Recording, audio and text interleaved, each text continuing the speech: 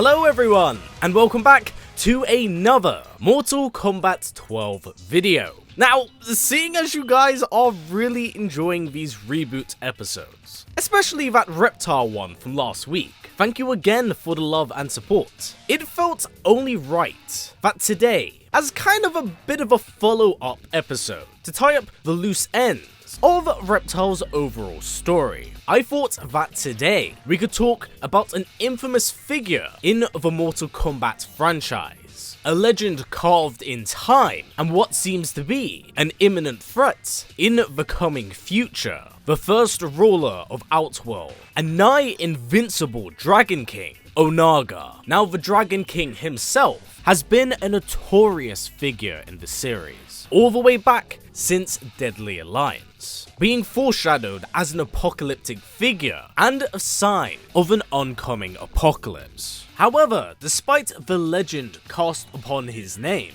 Onaga in many ways did not quite meet the expectations set up for him in the latter half of the 3D era. Thus, unfortunately, Onaga would be one of the many characters that simply slipped in between the cracks during Mortal Kombat Armageddon. But with his absence most certainly having been felt during the reboot trilogy, and the new present possibly being set in the Great Kung Lao era, it means that the Dragon King now has a way to return, a way to show us all what he's truly capable of. But what ideas could translate and bleed across here? Well, that's what we will be exploring today. Now, just before we do get the ball rolling here, just a quick reminder that currently, as of making this video, NetherRealm are yet to clarify which ending from Aftermath is actually canon here. Thus, a lot of the ideas I discuss here are largely theoretical for what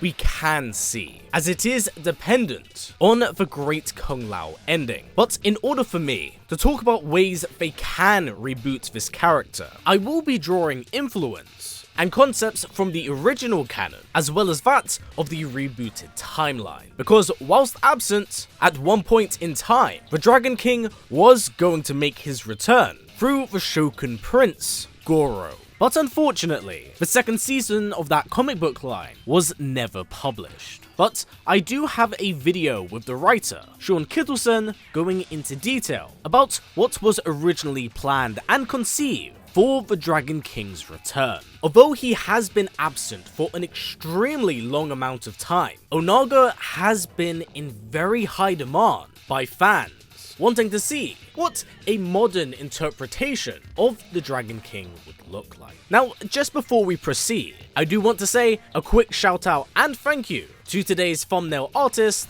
Flavio. So please do give him a follow on his socials, as I will have those linked down in the description below. And as always, if you like what we do here and wish to see more, please don't forget to subscribe, as well as tick that bell to stay up to date with all things Mortal Kombat lore and news related, with 12 seemingly on the horizon. And if you like this video and this series as a whole, please don't forget to give this video a thumbs up, as it really does help and support the channel. But anywho, with all of this out the way, let's get on to talking about Onaga. Now, Onaga himself is an ancient primordial being, one of the very first to grace the lands of Outworld upon the realm's forming. Historically, he is also one of the very few and very rare dragons of the series, a race and line that would disappear as the realms began to flourish outside of the Dark Ages. But Onaga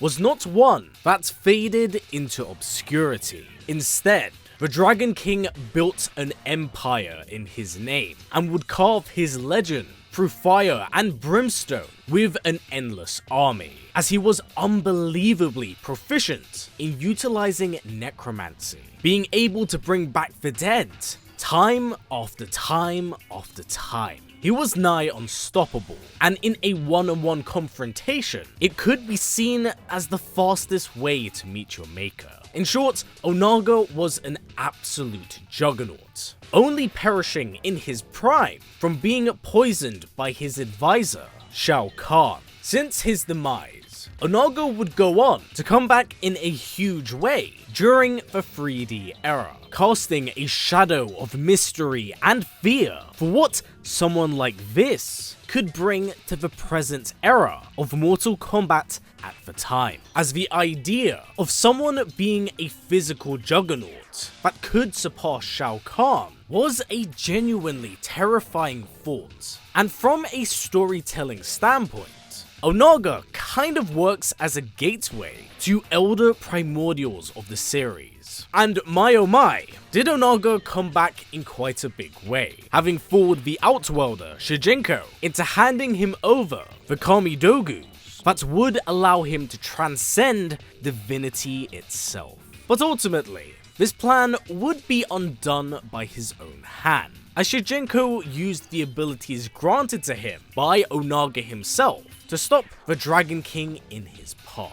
So to many, Onaga can kind of be seen as a perfect villain, but that would only happen if this is where Onaga's story ended. As you see, shortly following Onaga's defeat is where narrative problems rise, because despite his massive impact in Deception, he is horribly mishandled during the events of Mortal Kombat Armageddon, being barely featured during its conquest mode, and is seamlessly killed off screen by Shao Kahn, someone who on paper he should have gotten revenge against. From this point onwards, Onaga sadly fades into obscurity, being completely ignored in the rebooted timeline, with even his supposed return in the second season of the MKX comic books being retconned. So as you can tell, Onaga from a storytelling standpoint has had roadblock after roadblock thrown his way, despite the impact of his original debut. But now, with the timeline being effectively reset, and we are tossed into a new world and very new era, the big question that arises here is, how do we remake Onaga? How do we take this very solid core character and implement him into a time period whilst adding new layers? Well, first and foremost, let's just have Onaga rock. No Shao Kahn here, so we don't have to worry about the Dragon King getting poisoned and maybe usurped in the middle of the game. Plus, if this is so the case, then Onaga would technically roll over into the Great Kung Lao era. And considering that Liu Kang has never previously interacted with Onaga, at least during the reboot timeline, then he would have absolutely no idea the threat and danger Onaga poses. Plus, with the Dragon King not having been killed, this means we get to see him during his prime. So there's no host and no body that is physically limiting his power. Now, narratively is what really raises the question for Onaga's involvement in this game, because despite his power and notoriety, he wasn't as influenced by the One Being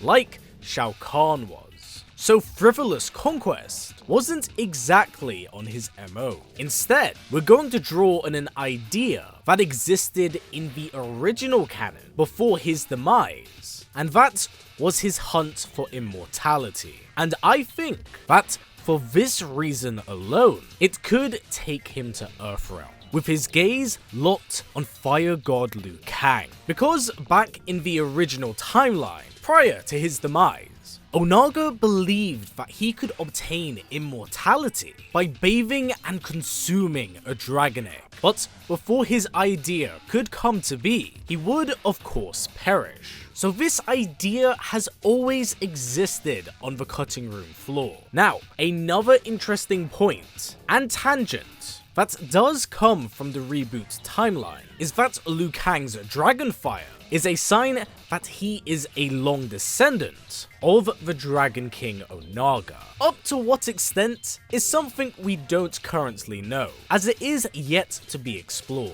But if you begin to think about it and start to peel back the layers, it does start to make a lot of sense for how someone like Liu Kang has the powers he does, skills and the abilities and traits that are associated with Onaga, and actually adds an additional cog to the cycle between Onaga, Shao Kahn, and Liu Kang, as Onaga was killed by Shao, only for his descendant later down the line to overthrow and defeat him. So you could actually tie in this idea for his hunt for immortality, with Onaga theorizing that for him to achieve his goal, he must bathe in the blood of Liu Kang, as he literally has the blood of a god of time flowing through his veins. This also creates an interesting contrast of family between the Great Kung Lao and Fire God Liu Kang, where the Lao lineage would be held up in high esteem, whereas Liu Kang would have to come to terms with learning that his own ancestry was one paved in blood and carnage. Now, if you really want to get nuts here, you always have the possibility of pitting the hourglass against the Kamidogus. So it would be Fire God Liu Kang against the one being Onaga, which, in all fairness, feels like quite a fair matchup, but that is an unbelievably ambitious idea, and I think it's gonna take more than at least one game to do something like this and have it pay off in a rewarding manner. With that said, and everything I've laid out here, personally, I think that this is a great way of combining both old and new ideas into a singular concept for Onaga's return, because it's similar, yet relatively fresh, with the current canon. Honest to God, I'm just interested to see him return and be given some real personality, because he was so largely limited by how little he was actually used in game. So with that said, everyone, what do you think about the idea I've laid out here? Do you think it's worthy of Onaga's status in this new and current era of Mortal Kombat? Or should we try something a little different? Please do comments down below, as I'd love to hear all of your suggestions and ideas for how we could modernize Onaga into the current series. But anyway guys, that has been it for me. So as always everyone, stay strong, stay well, and keep on fighting, as we all eagerly await for the next Mortal Kombat game. Take care everyone, I'll see you all soon.